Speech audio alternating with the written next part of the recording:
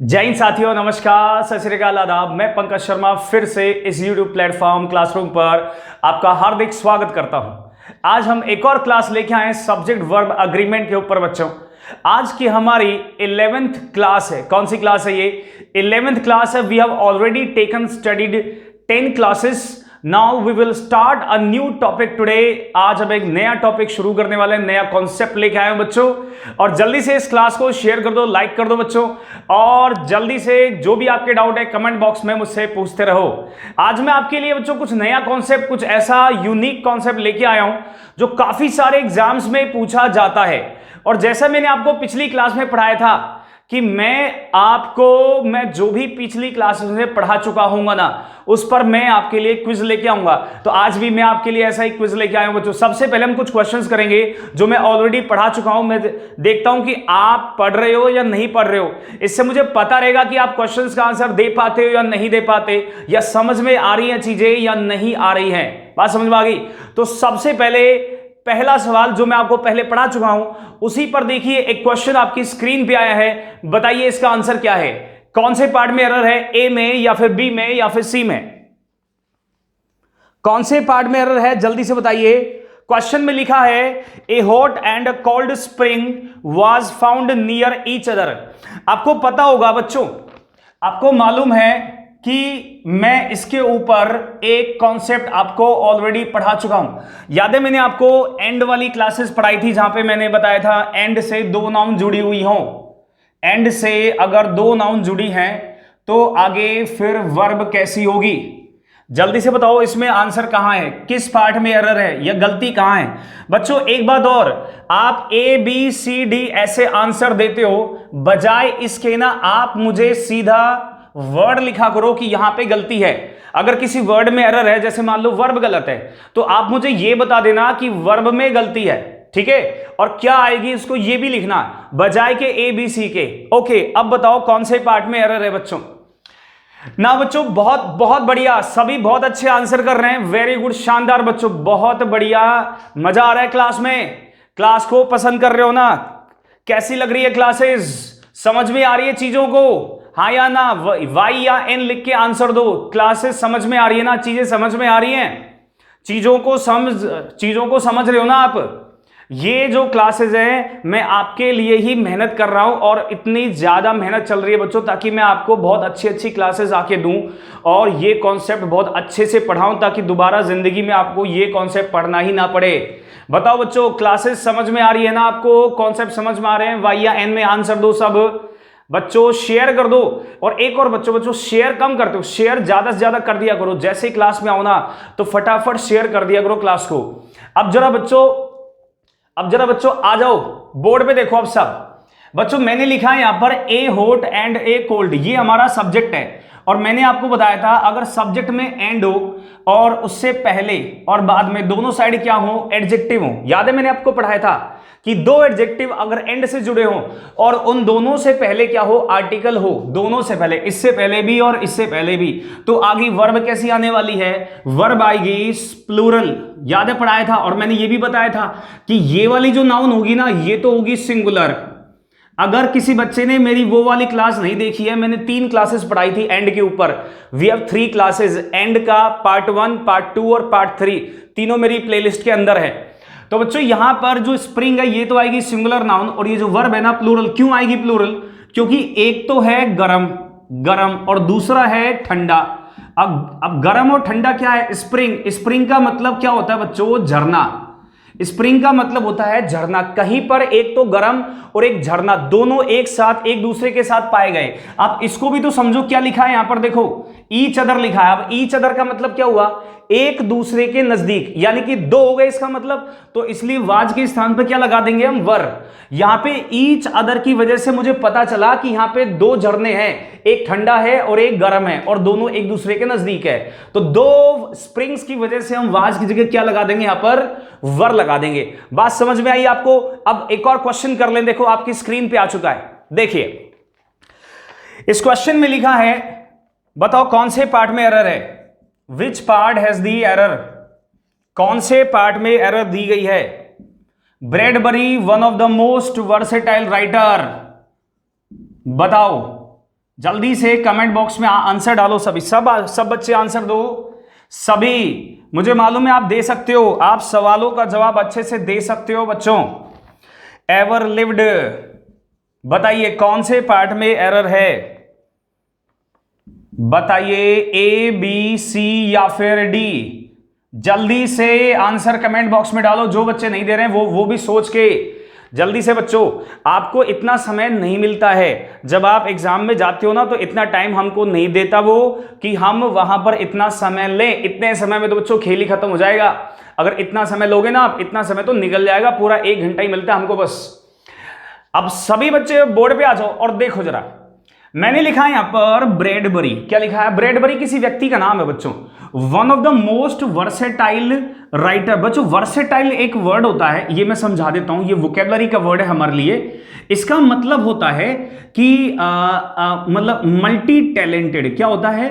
Multi talented, जिसके अंदर बहुत सारे टैलेंट होते हैं उसे कहते हैं हम वर्सेटाइल, मल्टी टैलेंटेड पर्सन। तो जो ब्रैडबरी था वो एक मल्टी टैलेंटेड पर्सन था। वन ऑफ द, आपको पता है कि वन ऑफ के बाद नाउन कैसी आती है? सिंगुलर या प्लूरल, प्लूरल आती है। आप यहां पे देख रहे हो दा के बाद क्या दिया हुआ है? मोस्ट। मोस्ट एडवर्ब होती है, ये एक एडवर्ब है। और उसके बाद में दिया है वर्सेटाइल। अब वर्सेटाइल के बाद क्या है बच्चों? राइटर। क्या है? राइटर। अब राइटर नाउन है। क्या है ये? नाउन। बच्चों आपको इस आर्टिकल के बाद में 3 वर्ड्स देखें, ये एडवर्ब है, ये जो वर्सेटाइल है ये एडजेक्टिव है, और जो राइटर है ये नाउन है। तो यहां पे राइटर नहीं होना चाहिए, क्या होगा? राइटर्स होगा, क्योंकि वन ऑफ के बाद जो नाउन होती है वो प्लूरल होनी चाहिए। आगे वर्ब सिंगुलर होनी चाहिए, तो वर्ब तो बिल्कुल करेक्ट दी हुई है यहां पर बच्चों। बात समझ में आ गई? तो यहां पर बच्चों इसमें एरर है, राइटर के स्थान पर क्या होगा? राइटर्स होगा। क्लियर सभी बच्चों को? बहुत अच्छे क्वेश्चंस आ रहे हैं, और ये सारे क्वेश्चन बच्चों प्रीवियस ईयर के क्वेश्चन है, इसी तरह के क्वेश्चंस आते हैं। और मैं आपको इस तरह के कॉन्सेप्ट ऑलरेडी पढ़ा चुका हूं। सारी क्लासेस देखना आप, अगर आपने नहीं देखी है ना, तो ऑलरेडी मैं आपको ये सब डिस्कस कर चुका हूं। चलो अब एक और क्वेश्चन कर लेते हैं, आपकी स्क्रीन पे आ गया, देखिए। इस क्वेश्चन में लिखा है the scissors which are on the table belongs to Radha. The scissors which are on the table belongs to Radha. Belongs to Radha. चलिए बताइए कि कौन से पार्ट में एरर है? ए में, बी में या फिर सी में? विच पार्ट हैज द एरर? कौन से पार्ट में एरर है? जल्दी से जवाब दो सब बच्चे, आंसर दो। विच पार्ट हैज द एरर? कौन से पार्ट में एरर है? Okay, which part has the error? अब सब बच्चों बोर्ड पे देखो, आ जाओ बोर्ड पे देखो। अब मैं आपको क्वेश्चन को समझाता हूं। द सीजर्स ये सब्जेक्ट है। अब सीजर का मतलब होता है बच्चों कैंची। क्या होता है? कैंची। और ये एक ऐसी नाउन है जिसको हमेशा प्लूरल फॉर्म में लिखा जाता है। किस फॉर्म में? प्लूरल फॉर्म में लिखा जाता है सीजर्स को। तो सीजर्स हमेशा प्लूरल फॉर्म में आएगी। अच्छा, इसके बाद आपको विच दिख रहा है यहां पर, ये मैंने आपको पढ़ाया था लास्ट, मैंने शायद 8th या 9th या 10th क्लास, किसी 8th या 9th क्लास में पढ़ाया था आपको कि सब्जेक्ट के बाद में अगर विच आए, क्या आए? विच। तो इस विच के बाद में कितनी वर्ब होंगी? हमारे पास 2 वर्ब होंगी। अब देखो, एक वर्ब तो मेरे पास ये रही, और दूसरी वर्ब मेरे पास क्या है? बिलोंग्स। वी हैव 2 वर्ब्स, और दोनों का सब्जेक्ट कौन होता है? दोनों का सब्जेक्ट सेम होता है, ये वाला। तो यहां पे सीजर्स है। अच्छा, सीजर्स एक प्लूरल नाउन होती है। कैसी नाउन होती है? ये प्लूरल नाउन होती है। कुछ नाउन होती है इंग्लिश में बच्चों, मैं आपको नाउन वाले टॉपिक में पढ़ाऊंगा अच्छे से। कुछ नाउन इंग्लिश में ऐसी होती हैं जिनको हमेशा प्लूरल फॉर्म में लिखते हैं। अच्छा, क्यों लिखते हैं ये मैं आपको थोड़ा सा एक्सप्लेन कर देता हूं। इंग्लिश में कुछ नाउन ऐसी होती हैं जिनको हमेशा प्लूरल फॉर्म में लिखा जाता है। देखो, आपने देखा ये कैंची है और इसके ये 2 पार्ट होते हैं। तो ये जो इसके जो आगे के ये जो 2 पार्ट होते हैं, इसकी वजह से ये प्लूरल नाउन कहलाती है। इस तरह का कोई भी इंस्ट्रूमेंट हो, सिर्फ सीजर्स नहीं, सीजर्स के अलावा कोई भी हो, चाहे वो प्लास हो, प्लायर्स, या चिमटा हो, टोंग्स, तो वो सब के सब जितने भी नाउन होगी सब की सब प्लूरल होगी। यहां तक कि हम जो कमर से नीचे का जो परिधान पहनते हैं ना, कमर से नीचे, जैसे जीन्स हो गया, पैंट्स हो गया, पजामाज हो गया, या प्लाजोज हो गया, या शॉर्ट्स हो गए, ये सब के सब क्या होते हैं, प्लूरल होते हैं। तो इसके साथ ये प्लूरल है तो आगे जो वर्ब होगी ना वो भी प्लूरल होगी, क्योंकि विच के बाद में जो भी वर्ब आएगी वो उसका सब्जेक्ट होगा ये वाला। तो यहां पे जो आर है ये बिल्कुल करेक्ट है, जो बिलोंग्स है ये गलत है, यहां पे क्या हो जाएगा, बिलोंग हो जाएगा। बात समझ में आ गई सबको कि ये प्लूरल नाउन है, इसलिए आगे दोनों वर्ब कैसी होंगी, दोनों प्लूरल होंगी। अब हम एक और क्वेश्चन कर लेते हैं, देखिए आपकी स्क्रीन पे आ गया है। इस क्वेश्चन में लिखा है police reports claim that a substantial scissor of cocaine. बताओ बच्चों कौन से पार्ट में एरर है यहां पर, विच part has the error, which part has the error, कौन से पार्ट में गलती है, फटाफट बताओ कौन से पार्ट में एरर है, फिर मैं आपको ये क्वेश्चन बोर्ड पे समझाता हूं। जल्दी से आंसर दो सभी, ए में, बी में या सी में।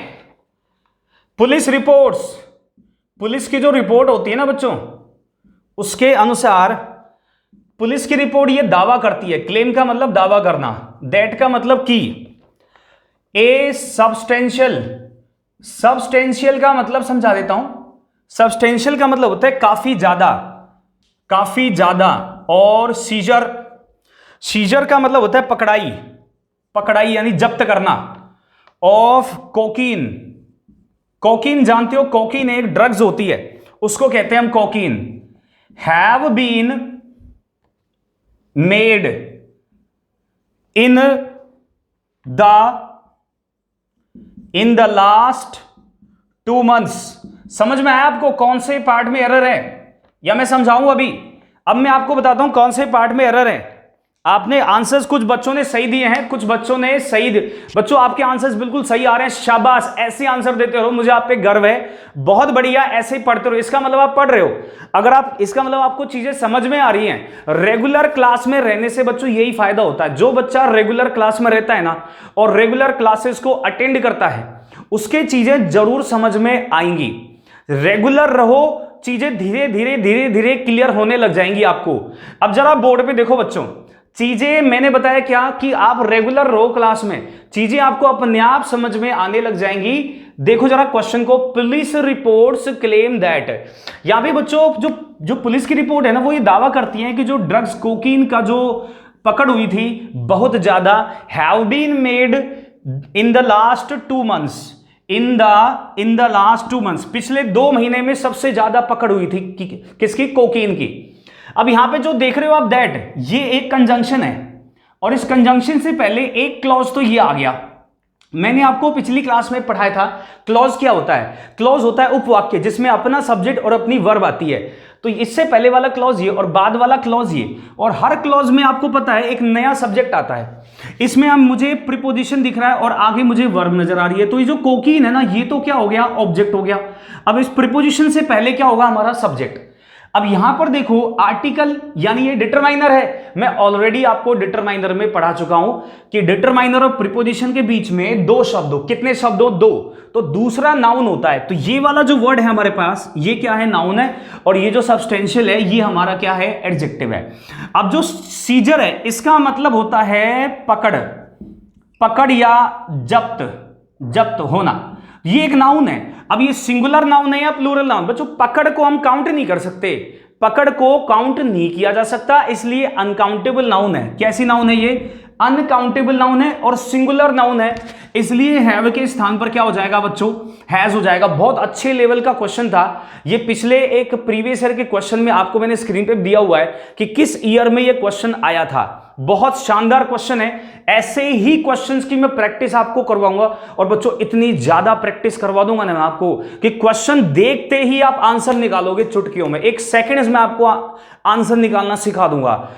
एरर के सवालों में कभी कोई दिक्कत नहीं आएगी, ग्रामर के सवालों में कभी कोई दिक्कत नहीं आएगी, चाहे वो सेंटेंस इंप्रूवमेंट का क्वेश्चन हो, चाहे वो फिल इन द ब्लैंक्स का क्वेश्चन हो, चाहे वो एरर डिटेक्शन का क्वेश्चन हो, क्वेश्चन किसी से कैसा भी हो, आपको ग्रामर इतनी स्ट्रॉन्ग करवा दूंगा ना कि क्वेश्चन को देखते ही, जैसे मुझे पता चल जाता है क्वेश्चन देखते ही ना कि एरर कहां है, ऐसी ही इंग्लिश आपकी भी करवा दूंगा। इंग्लिश में चीता बना दूंगा, क्या बना दूंगा, चीता ना। एक और क्वेश्चन आपकी स्क्रीन पर है, देखो जरा। इस क्वेश्चन में लिखा है स्टिल वाटर्स रन डीप, बच्चों छोटा सा क्वेश्चन लग रहा होगा ये सीजीएल प्री 2016 का है ये। इसमें जो मैक्सिमम क्वेश्चन है वो 2016 के ही हैं लगभग। तो मैंने 2016 में जो क्वेश्चंस आए थे, जो पेपर था, वहां से उठा के लाया। अब आप देख लो कि कितने सारे क्वेश्चन सब्जेक्ट वर्ब एग्रीमेंट के आते हैं। ये जो टॉपिक पढ़ा रहा हूं ना बच्चों, इंग्लिश ग्रामर का मोस्ट इंपॉर्टेंट टॉपिक है ये। बात समझ में आ रही है आपको? बहुत इंपॉर्टेंट टॉपिक है इंग्लिश ग्रामर का। बताओ बच्चों कौन से पार्ट में एरर है, ए में या बी में या फिर सी में? देखो कौन से पार्ट में एरर है बताओ, विच पार्ट हैज द एरर, जल्दी से बताओ। अब सब बच्चे बोर्ड पे देखो, आ जाओ। इस क्वेश्चन में लिखा है स्टिल वाटर्स रन डीप। बात समझ में आ गई आपको? यहां पर लिखा है बच्चों वाटर्स। वाटर्स का मतलब क्या होता है ये समझा देता हूं बच्चों। वाटर का मतलब होता है पानी, और वाटर्स का मतलब होता है जलाशय। क्या होता है? जलाशय या फिर नदी या नाले या तालाब, इनको हम बोलते हैं वाटर्स। और वाटर का मतलब होता है पानी। तो यहां पे वाटर्स है। अच्छा स्टिल का मतलब क्या होता है? यहां पे स्टिल का मतलब क्या है बता देता हूं। यहां पे स्टिल का मतलब है शांत। स्टिल के कई मीनिंग होते हैं, यहां पर इसका मीनिंग है शांत। वाटर्स का मतलब जलाशय, नदी, नाले, तालाब। तो ये प्लूरल नाउन है। कैसी नाउन है ये? Plural noun. और इसके बाद में वर्ब आई है प्लूरल। तो ये वर्ब क्या है? बिल्कुल सही है बच्चों, नो एरर है। इस क्वेश्चन में कहीं कोई एरर नहीं है। यहां पर जो सब्जेक्ट है वो है वाटर्स, और जो वर्ब है वो है रन। वो और डीप का मतलब होता है गहरा, कि यानी जो शांत जो नदी, नाले, तालाब होते हैं ना, वो गहरे होते हैं। एक कहावत है इंग्लिश की कि जो व्यक्ति शांत रहता है उसकी नॉलेज बहुत गहरी होती है। तो यहां पर इसका मतलब यही है। चलिए ये मैंने कुछ क्वेश्चंस करवाए आपको, 5 क्वेश्चंस वी हैव डिस्कस्ड। मैं आपको ऐसे ही पिछली जो भी पढ़ाए हैं बीच बीच में ऐसे क्विज लेके आऊंगा, ताकि आप ना वो पिछले कॉन्सेप्ट्स आपको रिवाइज होते रहें। और जैसे जैसे चीजें आपकी बढ़ती जाएंगी, रिवाइज होती जाएंगी ना, आपको खुद के अंदर कॉन्फिडेंस आने लग जाएगा। मुझे सब बच्चे बताओ, क्या आपको अपने अंदर कॉन्फिडेंस डेवलप हुआ या नहीं हुआ, ये बता दो। जब से ये क्लास अटेंड कर रहे हो ये वाली, क्या आपको अपने अंदर एक कॉन्फिडेंस डेवलप हुआ है कि हम ग्रामर में और वोकेबलरी में दोनों में कॉन्फिडेंस डेवलप हुआ है? क्या आपका यस या नो में जवाब दो फटाफट, जल्दी जवाब दो। मैं सबका चेक करूंगा, मैं ये देखूंगा कि किस किस ने जवाब दिया है इसका, किस किस के अंदर कॉन्फिडेंस डेवलप हुआ है। जल्दी से दो फटाफट, जल्दी से तुरंत आंसर दो इसका। Quickly give the answers please, give the answers quickly, quickly give the answers ना। मैं आपके सबके कमेंट चेक करूंगा कि किस किस ने बोला है कि हां सर कमेंट कि मेरा कॉन्फिडेंस डेवलप हुआ है ना। बच्चों अब मैं आपका कॉन्सेप्ट शुरू करता हूं, आ जाओ। आज का जो कॉन्सेप्ट है हमारा बच्चों, ध्यान से देखना, आज का जो हमारा कॉन्सेप्ट है वो है एडजेक्टिव के ऊपर। किसके ऊपर? एडजेक्टिव के ऊपर है कि सब्जेक्ट में अगर एडजेक्टिव हो, कहां पर? सब्जेक्ट में अगर एडजेक्टिव आए तो उसके कुछ पॉइंट्स है, उसको पहले समझ लो, फिर मैं उसके ऊपर क्वेश्चंस करवाऊंगा आपको। कि मान लो सब्जेक्ट में एडजेक्टिव आया और उससे पहले क्या दिया? आर्टिकल द, और उसके बाद में आपको कोई नाउन भी दी, और उसके बाद में आपसे पूछी वर्ब। ठीक है, मैं सबसे पहले मैं आपको यह बता दूं कि एडजेक्टिव होता क्या है। एडजेक्टिव वो होते हैं जो किसी नाउन या किसी प्रोनाउन की विशेषता बताते हैं। यानी नाउन और प्रोनाउन की विशेषता बताने वाले वर्ड्स क्या होते हैं? एडजेक्टिव होते हैं। जैसे मैंने यहां पे लिखा रिच। रिच का मतलब होता है अमीर। आप किसी व्यक्ति की विशेषता बताओ, ये तो अमीर है, तो रिच एक एडजेक्टिव हो गया।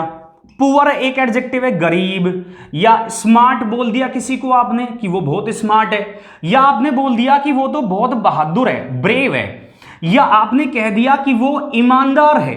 तो ऐसे वर्ड, ये सारे वर्ड क्या कहलाएंगे बच्चों? एडजेक्टिव कहलाएंगे। जैसे किसी रंग को भी एडजेक्टिव कह सकते हैं, जैसे रेड, व्हाइट, ये सारे एडजेक्टिव होते हैं। जैसे मैंने बोला ब्लाइंड, ब्लाइंड का मतलब होता है अंधा, ये सारे एडजेक्टिव हैं। तो एडजेक्टिव वो होते हैं जो किसी नाउन या प्रोनाउन को क्वालिफाई करते हैं, उनकी विशेषता बताते हैं, उनके बारे में हमें एक्स्ट्रा इंफॉर्मेशन देते हैं, उन्हें कहते हैं एडजेक्टिव। अब क्या है बच्चों, आपको इतना मालूम है कि सब्जेक्ट में नाउन या प्रोनाउन ही आता है, उसके अलावा और कुछ नहीं आ सकता, ना कोई एडजेक्टिव, ना कोई एडवर्ब, कुछ भी नहीं। लेकिन आज मैं आपको एक ऐसा कॉन्सेप्ट पढ़ा रहा हूं जिसमें हम सब्जेक्ट में क्या लगाएंगे, सब्जेक्ट में एडजेक्टिव लगाएंगे ना। बच्चों एक छोटी सी कहानी है, वो सुन लो जरा। बच्चों इस दुनिया में सबसे पहले जो आया धरती पर वो कौन आया? वो आया नाउन और प्रोनाउन। अब क्या जैसे ही नाउन प्रोनाउन आए तो नाउन और प्रोनाउन दोनों का काम क्या था? सब्जेक्ट या ऑब्जेक्ट बनना। तो रोज वो एक ही काम करने जाते, क्या? सब्जेक्ट और ऑब्जेक्ट बनने। एक दिन उन दोनों ने सोचा कि यार हमें कोई नहीं जानता, हमें जानता कोई नहीं है कि हम कैसे हैं, हम मोटे हैं, पतले हैं, काले हैं, गोरे हैं, अच्छे हैं, बुरे हैं, लंबे हैं, छोटे हैं, कैसे हम? Nobody knows about us. तो क्या करें? उन्होंने कहा कि प्रभु से अरदास करते हैं कि हमारे बारे में कुछ सोचे ऐसा। तो उन्होंने तपस्या की हजारों सालों तक। तपस्या करने के बाद प्रभु ने बोला, बच्चा बोलो क्या चाहिए तुम्हें? तो उन्होंने कहा प्रभु हमको चाहिए कि कुछ ऐसा हो कि दुनिया हमारे बारे में जाने। तो बोला ठीक है बच्चा, चिंता मत करो, एडजेक्टिव भेज रहा हूं तुम्हारे साथ। तो उन्होंने एडजेक्टिव को भेजा धरती पे। एडजेक्टिव का काम एक ही था कि नाउन या प्रोनाउन के बारे में बताना। क्या बताना? नाउन या प्रोनाउन के बारे में बताना। तो साहब एडजेक्टिव आ गया और उसका एक ही काम, नाउन मोटा है, पतला है, गोरा है, कैसा, अच्छा है, बुरा है, ईमानदार है, चोर है, डाकू है, ये सब बताना। तो साहब उन्होंने सोचा, नाउन और प्रोनाउन ने, यार ये एडजेक्टिव तो हमारा गुलाम है, हमारे लिए आया है। तो एक दिन उन्होंने सोचा कि यार हम रोज सब्जेक्ट ऑब्जेक्ट बनते हैं, चलो आज हम एडजेक्टिव के पास चलते हैं, उससे बोल दे भाई आज तू बन जा सब्जेक्ट। तो साहब वो उसके घर गए। एडजेक्टिव ने क्या, उनके बगल में घर बना लिया था, तो उनके घर पहुंचे वो। तो उन्होंने बोला कि हाँ भाई, दरवाजा खटखटाया। तो एडजेक्टिव बोला हाँ किस लिए आए हो? तो उनका भाई हम आपसे कुछ बात करना चाहते हैं। तो बोलो। तो उन्होंने कहा कि आज हमारी इच्छा नहीं है सब्जेक्ट या ऑब्जेक्ट बनने की, आज ऐसा करो तुम जाओ। एडजेक्टिव बोला, मना कर दिया साहब, मुझे नहीं जाना, क्योंकि मेरा ये काम ही नहीं है। मेरा काम है तुम्हारी विशेषता बताना, वो मैं कर रहा हूं बिंदास, कोई दिक्कत नहीं है उसमें, तो सब खुश हैं। मैं सब्जेक्ट ऑब्जेक्ट नहीं बनूंगा, ये तुम्हारा काम है। तो उन्होंने रिक्वेस्ट करी कि प्लीज बन जा।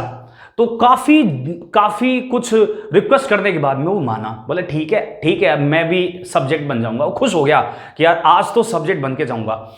लेकिन नाउन ने उससे बोला कि तेरे को मैं अपनी सारी पावर नहीं दूंगा, अगर तू सब्जेक्ट में आ गया तो सारी पावर नहीं दूंगा तेरे को, मैं केवल एक ही पावर दूंगा। तो उसने बोला क्या? बोला आर्टिकल दा लग सकता है तेरे पास बस। तो वो बोला ठीक है। तो जब भी एडजेक्टिव सब्जेक्ट बनता है ना, तो उससे पहले हमेशा क्या आता है? आर्टिकल दा। ये कहानी बहुत प्राचीन है, बहुत पुरानी है, लेकिन इससे आपको ये कॉन्सेप्ट याद रहेगा हमेशा के लिए। तो जो एडजेक्टिव होता है वो जब भी सब्जेक्ट बनता है उससे पहले दा आता है। तो बच्चों ध्यान देना, मैंने क्या लिखा कि जो एडजेक्टिव होते हैं ये मैंने आपको समझा दिया। अच्छा, यहां पर अगर दा आ गया, फिर आ गया एडजेक्टिव और उसके बाद में नाउन, तो बच्चों अभी तक वो जो कॉन्सेप्ट अभी नहीं आया, नाउन के अनुसार वर्ब आएगी। एडजेक्टिव के बाद में जो नाउन आएगी ना, उसके अकॉर्डिंग वर्ब लगाएंगे।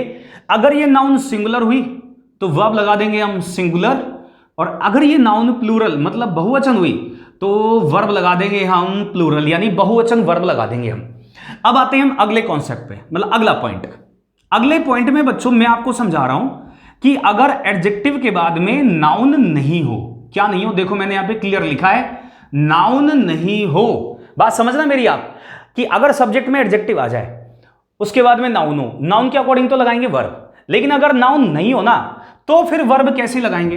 ध्यान देना, हम लगाएंगे प्लूरल वर्ब। कैसी वर्ब लगा देंगे? प्लूरल वर्ब लगा देंगे। बच्चों ध्यान रखना इस बात का कि अगर सब्जेक्ट में एडजेक्टिव आया लेकिन उसके बाद में नाउन नहीं आई तो हम लगाएंगे प्लूरल वर्ब। अब सुनना मेरी बात, एक और पॉइंट, एडजेक्टिव के मैं आपको बहुत सारे पॉइंट लिखूंगा।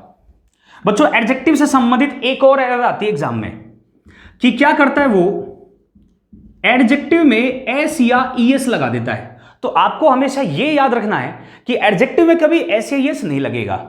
अगर एडजेक्टिव में एस या ईएस लगा हुआ दिखे तो वो एरर मानना, क्योंकि एस या ईएस लगाकर वो उसको प्लूरल बनाने की कोशिश करता है। लेकिन पूरी दुनिया को पता है, हमें पता है, आपको भी पता है कि एक ही चीज ऐसी है जिसमें एस या ईएस लगाकर हम प्लूरल बना सकते हैं, वो है नाउन। क्या है वो? नाउन है। नाउन में एस या ईएस लग सकता है बस।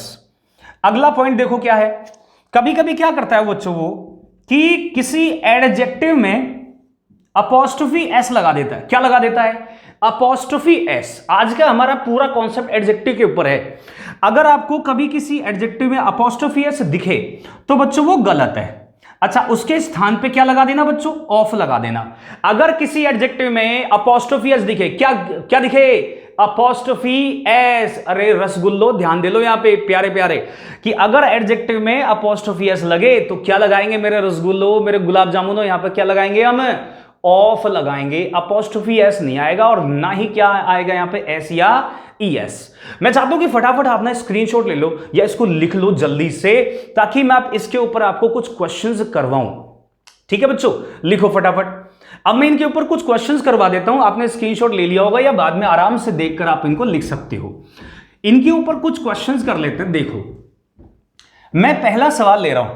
पहला क्वेश्चन यह है कि the rich boy was smiling, हंस रहा था ना, स्माइल दे रहा था, वह स्माइलिंग एट मी, यानी मुझे देखकर वो स्माइल दे रहा था। अब यहां पे बच्चों सब्जेक्ट में देखो क्या है, यहां पर हमारे पास सब्जेक्ट में लिखा है द रिच, एडजेक्टिव है और उसके बाद में नाउन है, तो इस नाउन के अकॉर्डिंग वर्ब आ जाएगी, तो बॉय के अकॉर्डिंग वर्ब वाज हो जाएगी। एक और क्वेश्चन देखते हैं। अब मैं एडजेक्टिव के बाद नाउन नहीं लिखूंगा, द रिच के बाद में अब हम नाउन नहीं लिखेंगे। मैंने लिखा the rich does not want piece in life. जो अमीर लोग होते हैं वो जिंदगी में शांति नहीं चाहते। तो यहां पर द रिच क्या है बच्चों? सब्जेक्ट है, और ये हमारे पास वर्ब है। अब देखो, इस एडजेक्टिव के बाद, ऊपर वाले एडजेक्टिव के बाद तो नाउन है बॉय, लेकिन नीचे वाले एडजेक्टिव के बाद में कोई नाउन नहीं है। अगर नाउन नहीं है तो ये जो एडजेक्टिव है इसके साथ वर्ब कैसी आ जाएगी? प्लूरल आ जाएगी। तो यहां पर क्या लगा देंगे? डू। अब कुछ बच्चों के दिमाग में ये भी आ रहा होगा, सर ऐसा क्यों हो जाता है, प्लूरल वर्ब क्यों आती है, सिंगुलर वर्ब क्यों नहीं आती? तो मैं इसको भी एक्सप्लेन कर देता हूं आपको बच्चों, कि जब भी किसी एडजेक्टिव से पहले क्या लगा हो? दा लगा हो, और उसके बाद में नाउन नहीं हो, तो ये जो एडजेक्टिव होता है ना वो अपनी पूरी जाति की ओर इशारा करता है। किसकी ओर? पूरी जाति। जैसे देखिए, मैंने लिखा द रिच, क्या लिखा यहां पर? The rich. तो द रिच का मतलब क्या हो गया? किसी एक व्यक्ति या दो व्यक्तियों की बात नहीं कर रहे हम वहां पर पूरी जाति की बात कर रहे हैं, पूरी की पूरी जाति। जैसे द रिच का मतलब हो गया यहां पर अमीर लोग। द रिच का मतलब है अमीर लोग। अगर मैंने यहां पे लिखा होता द पुअर, तो इसका मतलब हो जाता गरीब लोग। अगर मैंने यहां पे लिखा होता द ब्लाइंड, तो द ब्लाइंड का मतलब क्या हो जाता है यहां पर? अंधे लोग। और अगर मैंने यहां पे लिखा होता द स्मार्ट, तो इसका मतलब क्या हो जाता? इसका मतलब हो जाता होशियार लोग। तो अगर एडजेक्टिव से पहले आपने द लगाया और उसके बाद में नाउन भी नहीं है, तो वो अपनी पूरी जाति की ओर इशारा करता है, यानी किसी एक व्यक्ति नहीं, पूरे समुदाय की। अगर मैंने यहां पे लिखा द यंग, तो द यंग का मतलब क्या हो गया बच्चों? जवान लोग। तो पूरी जाति की ओर इशारा करते हैं, लिख लेना इसको आप, पूरी जाति की ओर इशारा करते हैं। जैसे यहां पे द रिच का मतलब क्या हुआ? अमीर लोग, जितने भी अमीर लोग हैं, इसलिए इनके साथ वर्ब कैसी आती है? प्लूरल, क्योंकि ये पूरे समाज की ओर इशारा करते हैं। तो द रिच डू आएगा यहां पर, डज नहीं आएगा। एक और क्वेश्चन करवा देता हूं बच्चों, इसमें आपसे एक चीज और पूछी जा सकती है। ये जो एडजेक्टिव है ना, इससे पहले आर्टिकल दा भी पूछा जा सकता है आपसे। मैं आपको एक क्वेश्चन करवाता हूं, देखिए इस बात का भी ध्यान आप ध्यान रखना कि आर्टिकल भी हमसे पूछा जा सकता है। जैसे आई लाइक, मुझे पसंद है, यंग एंड डायनेमिक, मुझे पसंद है जवान और ऊर्जावान लोग। तो मैं यहां पर बच्चों यंग जो है ना, ये एडजेक्टिव है, और जो डायनेमिक है ये भी एडजेक्टिव है, और इन दोनों एडजेक्टिव के माध्यम से मैं पूरी जाति की ओर इशारा कर रहा हूं। तो मैं यहां पे यंग से पहले क्या लगा दूंगा? द लगा दूंगा, कि I like the young and dynamic, मुझे ऐसे लोग पसंद है जो जवान और ऊर्जावान है, जिसमें बहुत सारी एनर्जी रहती है। तो यहां कभी कभी आपसे एडजेक्टिव से पहले दा भी पूछ लिया जाएगा, और अगर किसी एडजेक्टिव से हम पूरी जाति की ओर इशारा कर रहे हैं तो उसके साथ जो वर्ब आएगी ना, वो कैसी होगी? वो प्लूरल होगी। कैसी वर्ब होगी बच्चों? प्लूरल। नाउ एक पॉइंट और लिखवाता हूं कि आप किसी एडजेक्टिव में अपॉस्ट्रोफी एस ना लगाएं, ये बहुत इंपॉर्टेंट पॉइंट है। देखो बच्चों, मैंने लिखा the blind the blinds life is full of struggle. मैंने लिखा भाई जो द ब्लाइंड का मतलब हो गया अंधे लोग, और अपॉस्ट्रोफी एस लगा दिया इसमें। ये जो अपॉस्ट्रोफी एस होता है बच्चों, इसका अर्थ होता है का या की और या फिर के, और इसका प्रयोग करते हैं किसी का अधिकार बताने के लिए। जैसे हम कह रहे हैं अंधे लोगों की जिंदगी भरी हुई है संघर्षों से। स्ट्रगल का मतलब है संघर्ष से भरी होती है अंधे लोगों की जिंदगी। तो यहां पे जो एडजेक्टिव है ना, इसमें अपॉस्ट्रोफी एस लगा हुआ है, ये गलत है। कभी भी किसी एडजेक्टिव में आप अपॉस्ट्रोफी एस का प्रयोग कभी नहीं करें, वो गलत होगा। वो उसकी जगह क्या लगाएंगे? ऑफ लगाएंगे। तो यहां पर हम लिख देंगे ऑफ। एक बात और बच्चों, वो जो एडजेक्टिव होगा उसको लिख देना ऑफ के बाद। तो यहां लिख देंगे हम ब्लाइंड, और वो जो अपॉस्ट्रोफी एस के बाद जो नाउन होगी उसको लिख देंगे पहले। और एक बात और, उस नाउन से पहले दा लगा देना ऑटोमेटिक खुद ही, चाहे यहां पर आर्टिकल दा नहीं दिया हो, लेकिन आपको लगाना है उस नाउन से पहले दा। क्योंकि एक रीजन ये होता है कि जब भी अपॉस्ट्रोफी एस के बाद वाली नाउन को ऑफ से पहले लिखते हैं तो दा ऑटोमेटिक आ जाता है, अपन को लगाना ही होता है।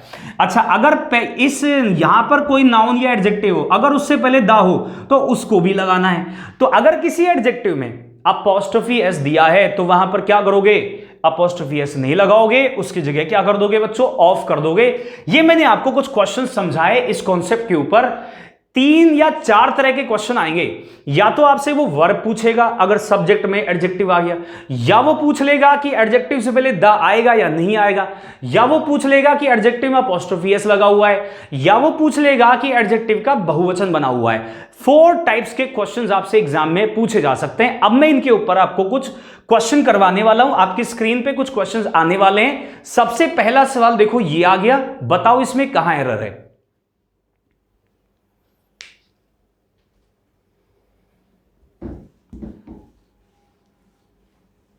कौन से पार्ट में एरर है? जल्दी बताओ बच्चों। विच पार्ट हैज द एरर? कौन से पार्ट में एरर है? जल्दी से बताओ, फटाफट क्विकली आंसर दो, क्विकली। पहला क्वेश्चन है, बताओ कहां एरर है, कौन से पार्ट में एरर है? जल्दी से बताओ, क्विकली आंसर दीजिए इनका। The poor has been suffering for many centuries. गरीब लोग कई वर्षों से, द पुअर हैज बीन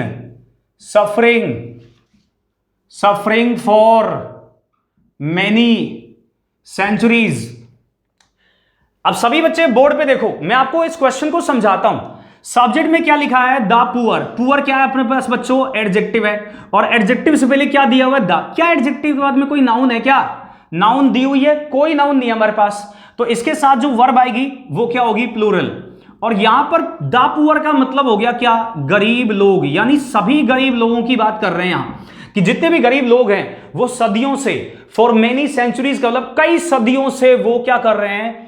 सफर कर रहे हैं, अर्थात पीड़ित हैं। कई सदियों से पीड़ा को सहन कर रहे हैं ना। बच्चों क्वेश्चन पसंद समझ में आ रहे हैं? ऐसे ही बढ़िया बढ़िया जवाब देते रहो। मुझे पता है जैसे मैं कॉन्सेप्ट आपको सिखाऊंगा फिर आपको क्वेश्चन करवाऊंगा और आपको जवाब देना है। एक और क्वेश्चन आपकी स्क्रीन पर है, देखिए जरा। इस क्वेश्चन में लिखा है the rich does not care for the poor.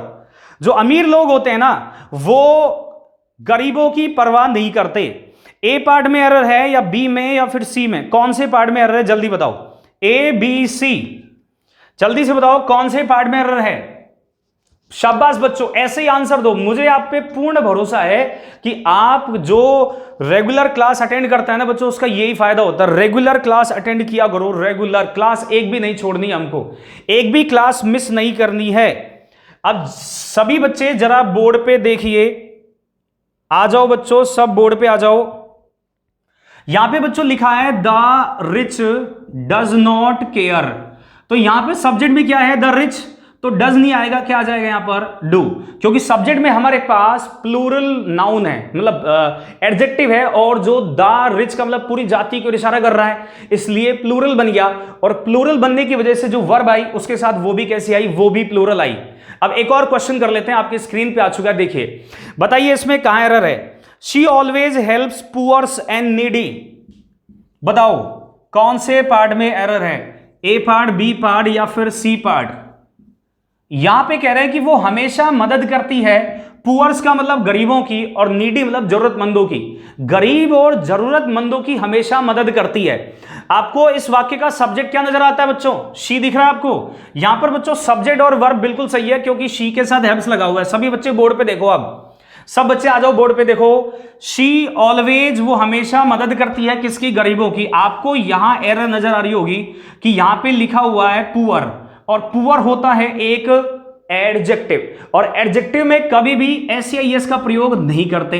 ये एरर हो गई बच्चों, ध्यान रखना, कभी भी किसी भी एडजेक्टिव में एस नहीं लगाएंगे। समझ में आ रहा है सबको? वेरी गुड, यस या नो कर दो, कमेंट बॉक्स में डाल दो। मेरे शेर दियो फटाफट, यहां पे देखो, मजा आ रहा है क्लास में ना। पुअर में एस नहीं लगाएंगे। अब एक बात और सुन लो मेरी, यहां पर पुअर्स का मतलब क्या कहना चाह रहा था एग्जामिनर ये कहना चाह रहा था कि गरीबों की, मतलब बहुवचन बना दिया, मतलब सब गरीबों की बात कर रहा है। और मैंने आपको बताया अभी कि अगर कोई भी एडजेक्टिव पूरी जाति की बात करेगा तो उससे पहले क्या लगा देंगे?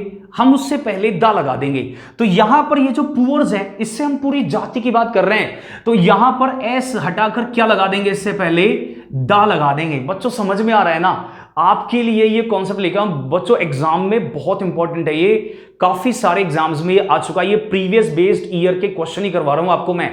तो बच्चों ध्यान रखो कि किसी भी एडजेक्टिव से अगर पूरी जाति की ओर इशारा करते हैं तो उससे पहले हमेशा क्या लगाते हैं बच्चों? दा लगाते हैं। अब एक और क्वेश्चन मैं आपको करवाता हूं, देखिए आपकी स्क्रीन पे आ गया, देखो जरा। इस क्वेश्चन में लिखा है the Bible says that the gentle is going to rule the earth. इस सेंटेंस में कहां एरर है समझाओ जरा, ए पार्ट में या बी पार्ट में या सी पार्ट में? सोचो, आपको मैं इस क्वेश्चन में सोचने का मौका देता हूं, आराम से बैठ के सोचो कहां एरर है, सोचिए जरा। मैं चाहता हूं कि इस क्वेश्चन बहुत अच्छे लेवल का क्वेश्चन है बच्चों।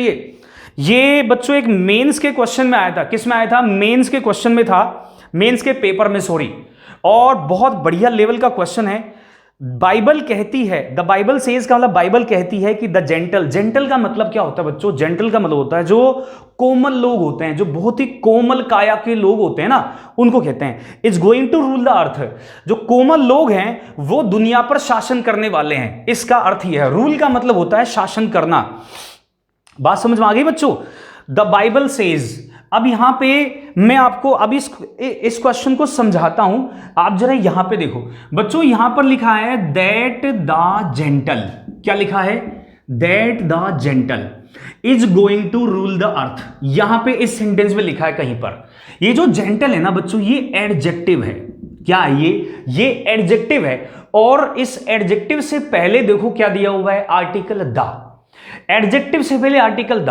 तो हम इसको एक बार मीनिंग निकालेंगे कि क्या पूरी जाति की ओर इशारा कर रहा है। इस सेंटेंस का मीनिंग ये आ रहा है कि बाइबल के अनुसार जो कोमल लोग हैं या जो कमजोर लोग हैं ना, वो दुनिया पर शासन करने वाले हैं। तो यहां पर जेंटल एक एडजेक्टिव और पूरी जाति की ओर इशारा कर रहा है, इसलिए यहां पर इज नहीं, क्या आ जाएगा? यहां पर आर आ जाएगा। इस बात को समझो आप, ठीक है? एडजेक्टिव है और उससे पहले दा है, और इसको क्या करना है? आर कर देना है यहां पर। ये बहुत अच्छे कॉन्सेप्ट का क्वेश्चन है बच्चों, मेंस में आया था ये। और इस क्वेश्चन को समझ लो अच्छे से, काफी बार क्वेश्चन आ चुके हैं इनके ऊपर। एक और क्वेश्चन करवाता हूं ऐसा ही आपको प्यारे बच्चों, देखो।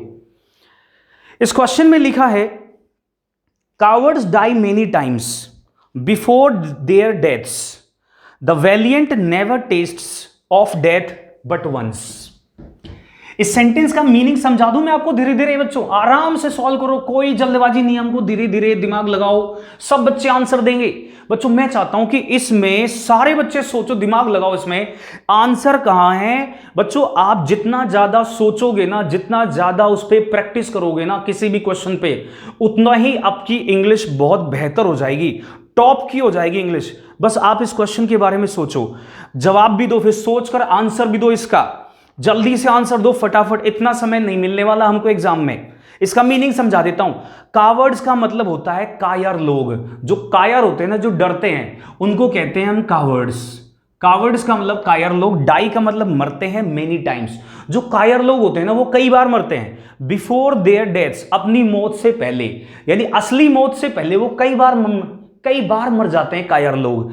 द वैलियंट, द वैलियंट का मतलब हो गया बच्चों, द वैलियंट का मतलब हो गया, जो वैलियंट का मतलब होता है बहादुर। क्या होता है? बहादुर मतलब ब्रेव। और जो बहादुर लोग होते हैं ना बच्चों, वो कभी एक बार, बस एक बार मरते हैं, उनके अलावा उनकी मौत कभी नहीं होती। मतलब कहने का मतलब ये है, जो कायर लोग होते हैं ना, वो अपनी लाइफ में कई बार मर जाते हैं डर के, अरे यार ये हो जाएगा वो हो जाएगा। लेकिन जो बहादुर लोग होते हैं, वैलियंट का मतलब है बहादुर, वो कभी नहीं मरते। बच्चों इसमें वैलियंट है ना, ये एडजेक्टिव है। अब सभी जरा बच्चे बोर्ड पे देखो, जो बच्चे ये जो वैलियंट है ना बच्चों, ये एडजेक्टिव है, इसका मतलब है बहादुर मतलब ब्रेव। और ये जो कावर्ड्स है ना बच्चों, ये नाउन है। क्या ये नाउन है, ठीक है। अब इसके बाद में बच्चों वर्ब आई है टेस्ट। क्या है वर्ब हमारे पास? टेस्ट वर्ब है। अब जो टेस्ट वर्ब है ना, वो प्लूरल है। कैसी वर्ब है? प्लूरल या सिंगुलर? अब मुझे बताओ कि यहां पर एडजेक्टिव है, एडजेक्टिव के बाद में तो नाउन ही नहीं है, लेकिन एडजेक्टिव से पहले क्या दिया हुआ है? आर्टिकल दा दिया हुआ है। तो मतलब इसके साथ वर्ब कैसी आएगी? प्लूरल आएगी। तो यहां पर टेस्ट होना चाहिए। क्या होना चाहिए? यहां पर टेस्ट होना चाहिए, प्लूरल वर्ब होनी चाहिए, सिंगुलर नहीं होनी चाहिए यहां पर। तो यार टेस्ट हो जाएगा। बच्चों क्वेश्चन बहुत अच्छे लेवल का है। ये भी एक मुझे याद नहीं आ रहा कौन से मेंस का क्वेश्चन है। इस तरह के क्वेश्चन ओनली मेंस में ही आते बच्चों, और कहीं नहीं आते। ये प्रीवियस ईयर बेस्ड क्वेश्चंस है कुछ, जो मैं आपके लेके आया हूं। इसी तरह के क्वेश्चंस आते हैं। जरा जल्दी से मैं आपके लिए एक और क्वेश्चन लेके आ रहा हूं बच्चों। देखो आपकी स्क्रीन पे आ गया। बताओ बच्चों इसमें कहां आंसर है? इस क्वेश्चन में लिखा है blessed are meek for they shall inherit the earth. Blessed are meek for they shall inherit the earth. बच्चों अब सब बच्चे बोर्ड पे देखो, आ जाओ बच्चों।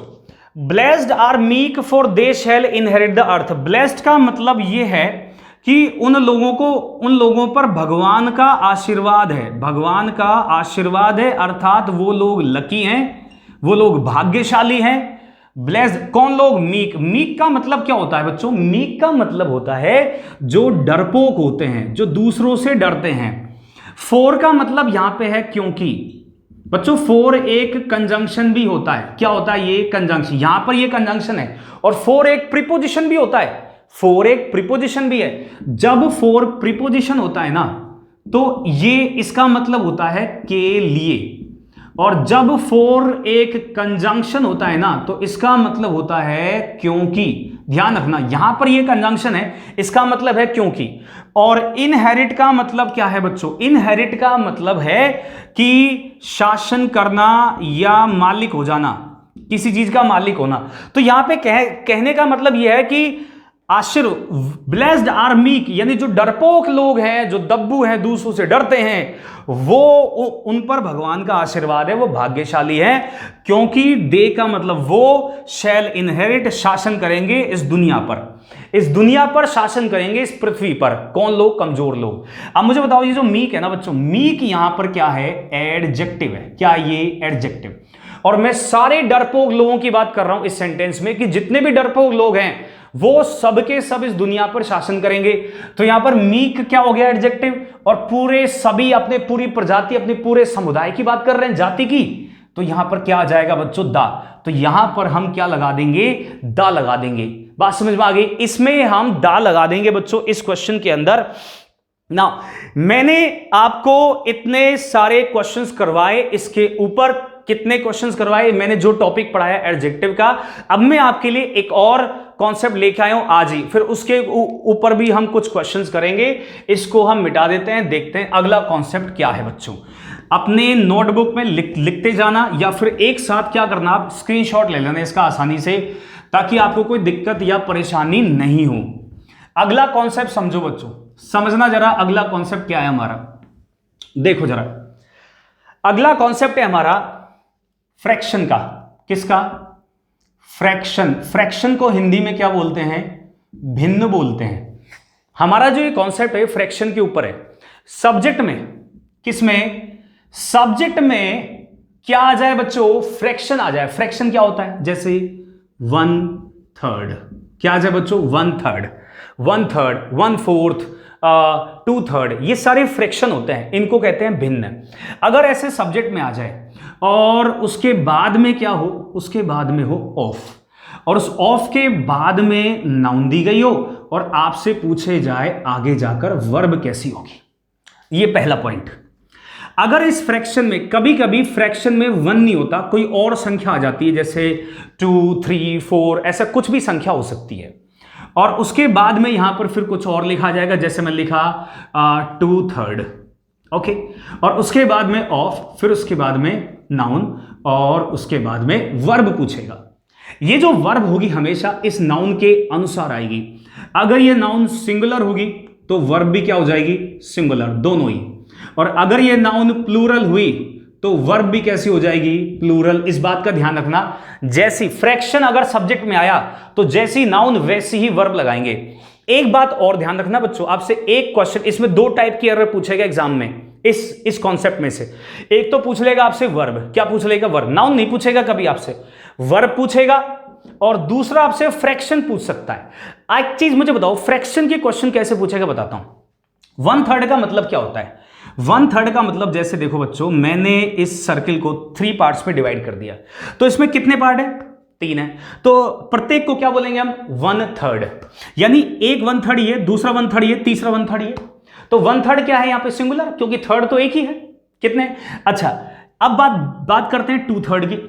यहां पे एक ये रहा और एक ये रहा, ये दो 2/3 हो गए, तो थर्ड यहां पर कितने हैं, 1, और यहां पे थर्ड कितने हैं, 2। तो लॉजिक समझो आप कि 1 के बाद कुछ भी लिखा जाएगा तो वो होगा सिंगुलर, और अगर मैं 1 के अलावा कोई और संख्या लिखूं, 2, 3, 4, 5, तो वो क्या होगा, वो होगा प्लूरल। बात समझ में आ गई? 1 के बाद सिंगुलर लिखा जाएगा और 2 के बाद प्लूरल। इस वजह से ये जो थर्ड है ना, इसमें भी एस लगाएंगे। क्या लगाएंगे, एस। ये भी एरर में आती है बच्चों, ध्यान रखना है। इसमें से 2 टाइप की एरर पूछेगा आपसे एग्जाम में, या तो पूछ लेगा आपसे यहां पे थर्ड में एस, और या आपसे पूछ लेगा वर्ब। देखो जरा, अब मैं आपको क्वेश्चन देके समझाता हूं। यहां पे देखो, सारे बच्चे बोर्ड पे देखो जरा, सब कुछ काम छोड़ दो, यहां देखो बच्चों, समझनी है चीजों को, हम क्लास में ध्यान दो पूरा, और कमेंट बॉक्स में डालते हो जाओ अगर कुछ चीज समझ में नहीं आ रही तो आपको। यहां पे मैंने लिखा 1/3 of the students are playing. यहां पर है बच्चों 1/3, और 1/3 के बाद में जैसी नाउन होगी वैसे ही वर्ब लगा देंगे। तो यहां स्टूडेंट्स नाउन लिखा हुआ है, प्लूरल है, तो आर लगा देंगे। अगर यहां पे लिखा होता स्टूडेंट तो क्या लगा देते, इज।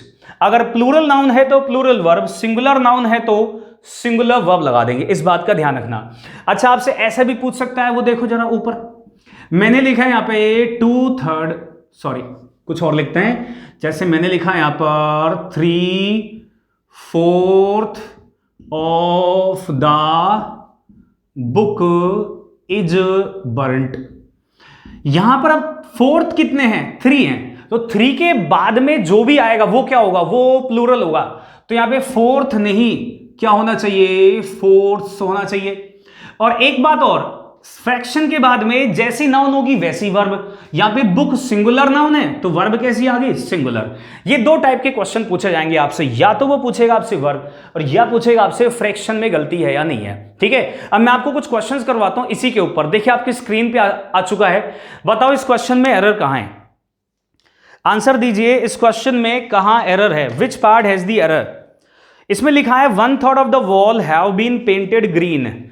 इसका मतलब यह है कि 1/3 दीवार को ग्रीन पेंट कर दिया गया है।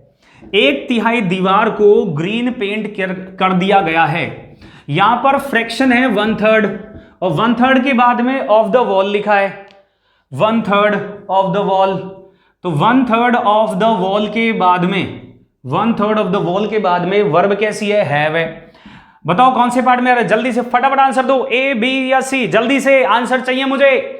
इधर उधर ध्यान नहीं, सीधा क्वेश्चन, बातें नहीं, बातें मत करो, सीधा क्वेश्चन पे ध्यान दो। बताओ एरर कहां है, जल्दी से बताओ। शाबाश बच्चों, बहुत सारे सब बच्चे सही आंसर दे रहे हैं बच्चों। हैव के स्थान पर क्या आ जाएगा, अब जरा बोर्ड पे देखो बच्चों। 1/3 ऑफ द वॉल, वॉल क्या है बच्चों, दीवार। दीवार कैसी नाउन हो गई, सिंगुलर नाउन हुई, तो वर्ब हैव नहीं, क्या हो जाएगा यहां पर, हैज हो जाएगा। बात समझ में आई ना, हैव नहीं हैज होगा यहां पर। एक और क्वेश्चन करते हैं, देखो जरा इस क्वेश्चन में लिखा है 9/10 of the pillar have rotted, 9/10 of the pillar have rotted. 9 के बाद में देखो जरा नोटिस करो, 9 के बाद में क्या क्या लिख रहा है 10th, और 10th में एस लग रहा है क्योंकि 9 है, 9 का मतलब प्लूरल, तो 10th में एस लगा रखा है। अब यहां पे दिया हुआ है ऑफ द पिलर, पिलर कैसी नाउन है, सिंगुलर नाउन है, और सिंगुलर नाउन के बाद में फिर क्या दिया हुआ है हैव रोटेड अवे। मुझे ये बताओ बच्चों, अब सब बच्चे बोर्ड पे देखो, 9 के बाद में जो 10th है इसमें एस लगाया हुआ है, क्योंकि जब भी 1 से ज्यादा कोई संख्या लिखी होगी तो फ्रैक्शन को बहुवचन में लिखेंगे, एस लगाएंगे उसमें। और यहां पे पिलर लिखा हुआ, पिलर का मतलब हो गया सिंगुलर नाउन, तो आगे वर्ब कैसी हो जाएगी, सिंगुलर हो जाएगी, यहां पर हैज लगा देंगे। अच्छा, रोटेड अवे का मतलब जानते हो बच्चों, रोट का मतलब होता है सड़ना, क्या होता है, सड़ना, और ये फ्रेजल वर्ब है रोटेड अवे।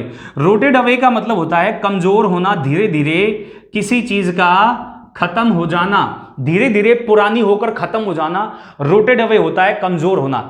ना बच्चों इस क्वेश्चन को फटाफट समझ लो। अब एक और क्वेश्चन करते हैं, आपकी स्क्रीन पे आ गया, देखिए इस क्वेश्चन में लिखा है 2/3 of the pilgrims in the month of Ramadan visit the tomb.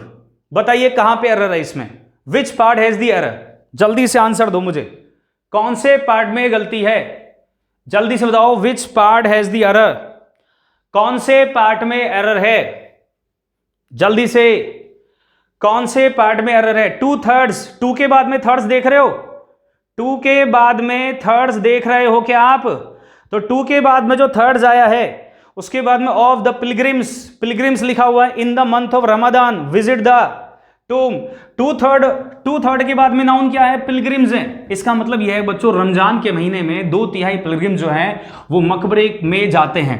अब किसी मकबरे की बात हो रही है, टूम्ब का मतलब है मकबरा। अब बच्चों यहां पे सब बच्चे यहां पे ध्यान दो, बच्चों यहां पर टूम्ब का मतलब है मकबरा, सब्जेक्ट में लिखा है 2/3, ठीक है, और ऑफ द पिलग्रिम्स, और इसके बाद में जो नाउन आई है वो है पिलग्रिम्स, इसके अकॉर्डिंग वर्ब लगाएंगे हम, पिलग्रिम्स के अकॉर्डिंग। और आगे जो वर्ब दिए हमको वो है विजिट, आगे वर्ब हमारे पास क्या है, विजिट है। तो विजिट मुझे बताओ पिलग्रिम्स के अनुसार विजिट कैसी नाउन होगी, प्लूरल नाउन होनी चाहिए। यहां पर कैसी नाउन होनी चाहिए, प्लूरल, सिंगुलर नहीं, क्योंकि आगे जो नाउन है ना, आगे जो नाउन है वो प्लूरल है, तो यहां पर वर्ब भी कैसी होगी, यहां पर वर्ब भी प्लूरल होगी। बात समझ में आ गई आपको। अब जरा एक और क्वेश्चन कर लेते हैं, फटाफट देखो आपकी स्क्रीन पे आ चुका है, क्विकली आंसर दो इसका, जल्दी से इसका आंसर दो फटाफट सब बच्चे, शाबाश, ऐसे ही आंसर्स दे। मुझे आप पे पूर्ण भरोसा है बच्चों, मुझे आप पे पूर्ण भरोसा है, I am proud of you guys, I am really proud of you. आप बहुत मेहनत कर रहे हो मेरे साथ, मैं भी मेहनत कर रहा हूं और आप भी मेहनत कर रहे हो। क्वेश्चन में लिखा है 1/4 of the land is lying barren beyond the forest, 1/4 of the land is lying barren beyond the forest, ठीक है। अब जरा सब बच्चे बोर्ड पे देखो ना बच्चों, यहां पर यहां पे लिखा है 1/4 ऑफ द लैंड, ठीक है, लैंड का मतलब होता है जमीन, फ्रैक्शन हमारे पास है 1/4, ये तो हो गया सिंगुलर, ये ठीक है। इसके बाद में नाउन ये है, अब इसके बाद में लैंड लिखा है, लैंड क्या है बच्चों, यहां पर अनकाउंटेबल नाउन है, जो जमीन होती है ना वो अनकाउंटेबल होती है। कैसी नाउन होती है, अनकाउंटेबल। तो इसके साथ वर्ब कैसी आएगी, फिर सिंगुलर वर्ब का प्रयोग करेंगे। कैसी वर्ब का प्रयोग करेंगे, सिंगुलर वर्ब।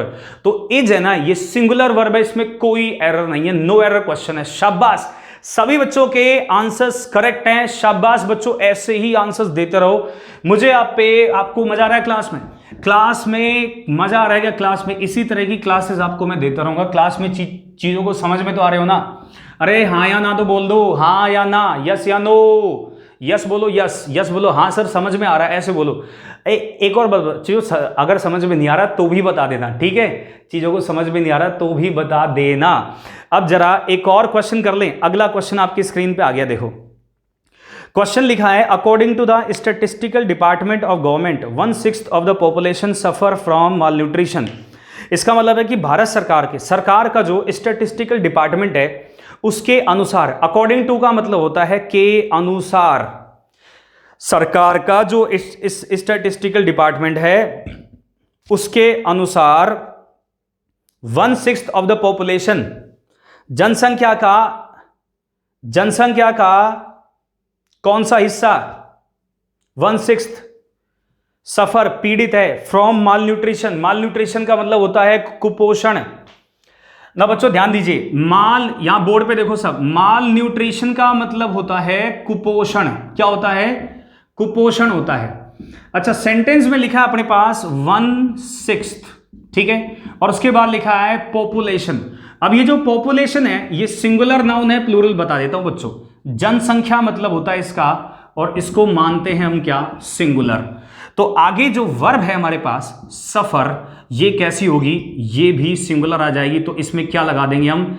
एस लगा देंगे। क्या लगा देंगे बच्चों? इसमें लगा देंगे एस। तो हो जाएगा 1/6 of the population suffers. According to the statistical department of the government 1/6 of the population suffers from malnutrition, कुपोषण से पीड़ित है। बच्चों चीज समझ में आ रही है? वेरी गुड, शानदार। अब मैं आपको एक और कॉन्सेप्ट सिखाने वाला हूं। देखिए जरा, एक और कॉन्सेप्ट हम पढ़ने वाले हैं, जरा बोर्ड पे देखो। अगला कॉन्सेप्ट है, ये था हमारा फ्रैक्शन का, बहुत इंपॉर्टेंट है, कई सारे एग्जाम्स में आया भी है। चलिए एक और कॉन्सेप्ट पढ़ते हैं आज का। और मैं आपको बच्चों इतने सारे, मैं आपको इतना पढ़ाऊंगा ना, इतना पढ़ा दूंगा आपको, कुछ नहीं छोड़ूंगा, मतलब उससे बाहर एग्जाम में जाएगा ही नहीं। ये मेरी आपसे गारंटी है। गारंटी है कि एक बार अगर पढ़ लिया, कंप्लीट टॉपिक पढ़ लो, इस टॉपिक से बाहर कुछ नहीं जानने वाला। चलिए अब शुरू करते हैं अगला कॉन्सेप्ट बच्चों। अगला कॉन्सेप्ट हमारे पास किसका? Number of. किसका है? नंबर ऑफ और वैरायटी ऑफ। बच्चों नंबर ऑफ और वैरायटी ऑफ, अगर ये सब्जेक्ट में देखें और इनसे पहले क्या हो? ए हो, तो इनके बाद में प्लूरल नाउन होगी। प्लूरल नाउन होगी, लेकिन वर्ब कैसी आएगी? वर्ब भी प्लूरल ही आएगी। कैसी वर्ब? Plural verb. अगर नंबर ऑफ और वैरायटी ऑफ अगर सब्जेक्ट में दिए हों और उससे पहले क्या दिया हो? ए, और आगे प्लूरल नाउन, तो प्लूरल वर्ब लगाएंगे बच्चों। कैसी वर्ब लगाएंगे? प्लूरल। शानदार बच्चों, कोई डाउट हो तो कमेंट बॉक्स में डाल देना और लिखते रहो, समझते रहो, बोर्ड पे ध्यान दो सबके साथ। अगर दा दिया हो किससे पहले? नंबर ऑफ या वैरायटी ऑफ से पहले, और उसके बाद में हमको प्लूरल नाउन दी हो। कैसी नाउन? Plural noun. तो बच्चों फिर वर्ब कैसे लगाएंगे? वर्ब लगाएंगे सिंगुलर। बच्चों ध्यान देना कि ये दोनों चीजें तो सेम है, कि नंबर ऑफ और वैरायटी ऑफ के बाद में प्लूरल नाउन हो, तो आगे वर्ब कैसी होगी? वर्ब आर्टिकल पे डिपेंड कर रही है। किस पे डिपेंड कर रही है? आर्टिकल पर। अगर आर्टिकल ए है तो प्लूरल वर्ब। ए है तो ये मत सोचना कि सिंगुलर, नहीं, दिमाग से ये ट्रिक निकाल देना। बहुत सारे बच्चे ये गलती करते हैं, बच्चे बहुत सारे बच्चों को देखा मैंने, ये गलती करते हैं। अच्छा ए है, ए का मतलब एक, सिंगुलर नहीं, इसका अपोजिट होगा, उल्टा होगा इसका। अगर ए है तो प्लूरल वर्ब लगाएंगे, और अगर दा है तो कैसी वर्ब लगाएंगे? सिंगुलर वर्ब लगाएंगे। बच्चों इस बात का ध्यान रखना, बहुत इंपॉर्टेंट है ये, ठीक है। एक चीज, एक लास्ट पॉइंट और इसमें, लास्ट पॉइंट ये है बच्चों कि अगर ए वैरायटी ऑफ के बाद अनकाउंटेबल नाउन है। कैसी नाउन? अनकाउंटेबल नाउन दी हुई है। किससे पहले? ए वैरायटी ऑफ के बाद में अनकाउंटेबल नाउन है, तो उसके बाद में सिंगुलर वर्ब ही आएगी। कैसी वर्ब? सिंगुलर। बच्चों ध्यान रखना, वैरायटी ऑफ से पहले ए है तो ये मत सोच लें बस अब प्लूरल ही आएगी। प्लूरल तब आएगी, वैरायटी ऑफ से पहले ए है और आगे प्लूरल नाउन है, तब प्लूरल आएगी। लेकिन अगर उसके बाद में अनकाउंटेबल नाउन है तो बच्चों वर्ब कैसे लगानी है? सिंगुलर ए होने पर। अच्छा यहां पे दानी पूछेगा, कभी दानी आएगा यहां पर, हमेशा क्या आएगा? केवल ए आएगा। इस बात का ध्यान रखना, ए आएगा बस, दानी लगाना। तो ए variety of uncountable noun, singular verb, ठीक है। अब इनके ऊपर इसको फटाफट ना जल्दी से लिख लो प्यारे बच्चों, फिर मैं इनके ऊपर बढ़िया बढ़िया क्वेश्चन करवाऊंगा आपको, ताकि ये कॉन्सेप्ट हमारे रट जाए, समझ में आ जाए। लिख लो ना बच्चों। अब आपके लिए ना, अब ये जो मैंने अभी अभी कॉन्सेप्ट पढ़ाया और आपने लिख लिया, इसके ऊपर बहुत अच्छे अच्छे क्वेश्चन लेके आया हूं जो आपको ये कॉन्सेप्ट बिल्कुल क्लियर करवा देंगे, कभी कोई दिक्कत नहीं आएगी। देखो जरा आपकी स्क्रीन पे ये क्वेश्चन आ चुका है, इस क्वेश्चन का आंसर दो, कहां गलती है।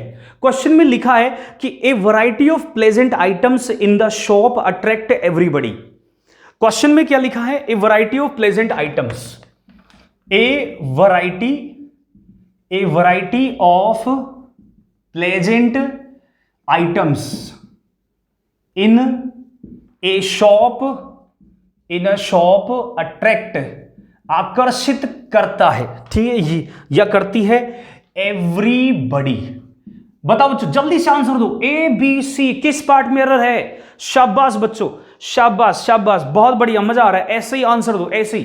अब देखो बच्चों, बोर्ड पर मैंने लिखा है, सब बच्चे बोर्ड पे आ जाओ। अब देखो जरा, इस क्वेश्चन को समझाता हूं आपको। ए वैरायटी का मतलब, प्यारे बच्चों देख लो यार, ए वैरायटी ऑफ का मतलब, अब प्लेजेंट आइटम्स दिया हुआ है, इसके बाद सुहावने अच्छे अच्छे आइटम्स, प्लूरल नाउन है। ए वैरायटी ऑफ के बाद में प्लूरल नाउन हो तो वर्ब कैसे लगाते हैं? प्लूरल लगाते हैं। तो ये जो वर्ब है ना, अट्रैक्ट, ये बिल्कुल करेक्ट है, नो एरर है इस क्वेश्चन में। ए वैरायटी ऑफ के बाद में प्लूरल नाउन है। ए प्लेजेंट आइटम्स, आइटम्स यहां पर प्लूरल नाउन है बच्चों। कैसी नाउन है? Plural noun. तो इसलिए इसके साथ जो वर्ब आएगी, अभी अभी पढ़ाया, प्लूरल नाउन हो तो प्लूरल, अगर ए के बाद में प्लूरल नाउन हो तो प्लूरल वर्ब लगाएंगे। अच्छा, अगर दा होता तो हम लगाते सिंगुलर वर्ब, ठीक है। अब एक और क्वेश्चन करवाता हूं, ऐसा ही देखो, आपकी स्क्रीन पे आ गया, देखो जरा बच्चों। इस क्वेश्चन में लिखा है, a large number of papers have been published on the topic. A large number of papers have been published। जल्दी से आंसर दो, कौन से में है बच्चों? ए पार्ट में या फिर बी पार्ट में या फिर सी पार्ट में? सारे बच्चे आंसर दो बच्चों, शाबाश, ऐसे ही, बहुत बढ़िया, ऐसे ही आंसर दो। बहुत मजा आ रहा है, आनंद आ रहा है क्लास में, आज मजा आ रहा है, बहुत शानदार क्लास चल रही है। ऐसे ही दो जवाब बच्चों। A large number of papers have been published on the topic. बच्चों आप बोर्ड पे देखो साहब, अब मैं ये क्वेश्चन आपको समझाता हूं। ए लार्ज नंबर ऑफ, दिख रहा है आपको? ए लार्ज नंबर ऑफ सब्जेक्ट में है, और उसके बाद में नाउन क्या है? पेपर्स, प्लूरल नाउन है। कैसी नाउन है? प्लूरल नाउन, और ए नंबर ऑफ दिया हुआ है। तो आपको पता है कि वर्ब कैसे लगानी है? प्लूरल लगानी है। तो यहां पर वर्ब क्या है बच्चों? बिल्कुल करेक्ट है, हैव बीन। अगर यहां हैज होता ना, अगर यहां होता क्या, हैज होता, तो हम इस हैज को किस में बदल देते? इस हैज को हम हैव में बदल देते, अगर यहां हैज होता, क्योंकि यहां पे ए दिया हुआ है। अच्छा एक बात और, अगर यहां दा होता, क्या होता? यहां पर दा होता, तो हम यहां हैव की जगह क्या कर देते? हैज कर देते। बात समझ में आ गई? अब जल्दी से एक और क्वेश्चन देखो, इस क्वेश्चन को समझाता हूं आपको, देखो जरा। इस क्वेश्चन में लिखा है, the number of people who you think reside here is decreasing day by day. जल्दी से बताओ कौन से पार्ट में है? फटाफट जल्दी से आंसर दो, बहुत प्यारे बच्चों, फटाफट आंसर दो, कौन से पार्ट में एरर है? शाबाश, वेरी गुड बच्चों, कौन से पार्ट में एरर है? जल्दी से बताओ, ए पार्ट में, बी पार्ट में या फिर सी पार्ट में? विच पार्ट हैज द एरर? जल्दी से आंसर दो बच्चों। यहां पर आपको दिख रहा है, the number of people who you think, the number of people who you think reside here, who you think is reside here is decreasing day by day। मुझे बताओ बच्चों, अब सारे बच्चे बोर्ड पे आ जाओ, देखो, the number of people who you think reside here is decreasing day by day. यहां पे लिखा है द नंबर ऑफ पीपल, ठीक है, पीपल आ गया प्लूरल नाउन, और उसके बाद में दिया हुआ हु के बाद में हु यू थिंक, इसमें दिया हुआ who you think reside here is decreasing day by day. बच्चों यहां पे देखना आप कि यहां पर एक वर्ब तो मेरे पास ये है, क्या है? रिजाइड, ठीक है, और एक वर्ब मेरे पास क्या है? ये वाली है। अब ये जो वर्ब है ना, ये वाली वर्ब है, हु यू थिंक रिजाइड। अब यहां पे ये वाली जो वर्ब है वो इस पीपल के लिए आई है, और ये जो इज है वो द नंबर ऑफ के लिए आया है। तो यहां पर ये सेंटेंस बिल्कुल करेक्ट है। मैं दोबारा से समझा देता हूं। यहां पे आपको दिख रहा है हु, ये दिख रहा है हु यू थिंक, यहां पे जो हु दिख रहा है आपको, हु यू थिंक, इसमें यू दिख रहा है, और उसके बाद में क्या है हमारे पास? थिंक है। तो इस थिंक का सब्जेक्ट कौन हुआ? ये हुआ। उसके बाद में क्या लिख रहा है? रिजाइड। तो इस रिजाइड का भी तो कोई सब्जेक्ट होगा, रिजाइड का भी तो कोई सब्जेक्ट होगा, तो इसका सब्जेक्ट है हु। कौन है? हु है। ये रिलेटिव प्रोनाउन है। क्या है ये? रिलेटिव प्रोनाउन है, और इस रिलेटिव प्रोनाउन का प्रयोग किसके लिए हुआ है? इस पीपल के लिए हुआ है। तो जिस नाउन या प्रोनाउन के लिए रिलेटिव प्रोनाउन का प्रयोग होता है उसके अनुसार ही वर्ब आती है। तो यहां पीपल के अनुसार रिजाइड प्लूरल वर्ब आ गई। कैसी वर्ब आ गई? प्लूरल वर्ब, बिल्कुल सही है। अब ये जो वर्ब है ये वाली, इसका भी तो कोई सब्जेक्ट होगा। इसका सब्जेक्ट कौन है? इसका है नंबर ऑफ, और द नंबर ऑफ है, तो द नंबर ऑफ है तो क्या होगा? सिंगुलर ही वर्ब आएगी। मैं फिर से समझा देता हूं बच्चों, ये जो थिंक वर्ब है इसका तो सब्जेक्ट है यू, ये जो रिजाइड वर्ब है इसका सब्जेक्ट है पीपल, और जो ये इज वर्ब है ना इसका सब्जेक्ट है द नंबर ऑफ। तो द नंबर ऑफ की वजह से इज क्या है, बिल्कुल करेक्ट है। पीपल की वजह से ये जो रिजाइड है ये भी सही है, और यू की वजह से यहां पे जो थिंक है ये भी करेक्ट है। ये क्वेश्चन बहुत अच्छे लेवल का है। एक और क्वेश्चन मैं आपके लिए ऐसे ही करवाता हूं बच्चों, अगर इस क्वेश्चन में कोई डाउट हो ना बच्चों तो कमेंट बॉक्स में डाल देना, मैं आपको अच्छे से एक्सप्लेन कर दूंगा, या मुझे मैसेज कर देना, मैं आपको अच्छे से समझा दूंगा अगर मैं ये फिर भी इसमें कोई डाउट रह जाता है तो। ठीक है, डोंट वरी, एक एक क्वेश्चन मैं आपको जब तक आपके समझ में नहीं आएगा ना तब तक पढ़ाऊंगा। एक और क्वेश्चन देखो आपके बोर्ड पे आ गया, देखो जरा, इस क्वेश्चन में लिखा है ए variety of plants flourish, a variety of plants flourish in such a serine environment, a variety of plants flourish in such a serine environment.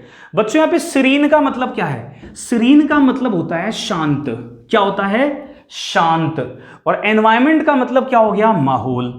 A variety of plants, ठीक है, फ्लोरिश, फ्लोरिश इन सच, जल्दी से answer दो, जल्दी से फटाफट, ए part में या बी पार्ट में या सी पार्ट में, कौन से पार्ट में एरर है, which part has the error ना बच्चों। अब सभी बच्चे बोर्ड पे देखो, आ जाओ। ए variety of plants, A variety of के बाद में नाउन कैसी है, प्लांट्स है, प्लूरल नाउन है, और आगे वर्ब है मेरे पास फ्लोरिश। कल की क्लास अगर आपने अटेंड की थी, कौन सी वाली, वोकेबलरी वाली, वहां पे मैंने आपको पढ़ाया था कि फ्लोरिश का मतलब होता है फलना फूलना, बढ़ना, समृद्ध होना। तो वैरायटी ऑफ प्लांट्स का मतलब है बहुत सारी वैरायटी के जो प्लांट्स हैं वो फलते फूलते हैं, इन सच ए सीरीन एनवायरमेंट, इस तरह के शांत माहौल में। सीरीन का मतलब होता है बच्चों शांत, बिल्कुल स्थिर, बिल्कुल काम एंड कंपोज्ड। ठीक है, अब जो फ्लोरिश है ये ए वैरायटी ऑफ लिखा है प्लूरल, तो ए के अनुसार कैसी आएगी वर्ब, प्लूरल आएगी। फ्लोरिश प्लूरल वर्ब है, बिल्कुल करेक्ट है। अगर इसमें मैं ईएस लगा दूं, क्या लगा दूं इसमें, ईएस, तो ये सिंगुलर बन जाएगी। तो यहां पे वैरायटी ऑफ प्लांट्स के अकॉर्डिंग कैसी वर्ब आ गई, प्लूरल आ गई, ईएस लगाने की जरूरत नहीं है हमको। चलिए बच्चों, आज मैंने आपको कितने सारे कॉन्सेप्ट सिखाए, इतने सारे क्वेश्चंस करवाए। मैं चाहता हूं कि आपको इतने सारे क्वेश्चन करवा दूं कि आपके वो जो टॉपिक है ना वो रट जाए, दिमाग में बैठ जाए, और एग्जाम में ना बिल्कुल खटाखट ऐसे ऐसे क्वेश्चन हो। तो इंग्लिश में बच्चों बिल्कुल चीता बना दूंगा। बस आप एक चीज रखो, क्लासेस को रेगुलर रखो, आप रेगुलर क्लासेस को अटेंड करो, अपने आप इंग्लिश धीरे धीरे समझ में आने लग जाएगी बच्चों। चलिए आज की क्लास इसी नोट पर खत्म करते हैं बच्चों। Thank you for watching the video guys, bye bye.